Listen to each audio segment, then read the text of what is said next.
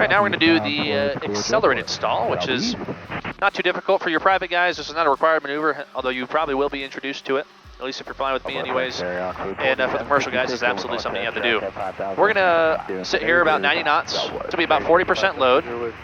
I was aiming for 8,500 feet. I'm a couple feet lower than that. Not a big deal. It's going to happen very, very quickly. Here we go, right about 90 knots. Being a little low right now, so my power is a little bit higher, but usually 40% will work. But now that I'm 90 knots and right about my altitude here, I'm going to roll in through 30 degrees of bank, increase my angle of attack like the steep turn, but very aggressively, and it's going to yank all the way to 45. We're going to have the accelerated stall at the first indication, put the nose down, level the wings, and climb out of it. And we can do 100% if it's a real thing, 100% for your power. Here we go. Recenter my heading bug. 325. Power goes to idle as I roll in.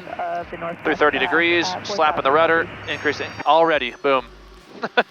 And didn't lose any altitude. I'm still increasing my power, nice and smooth.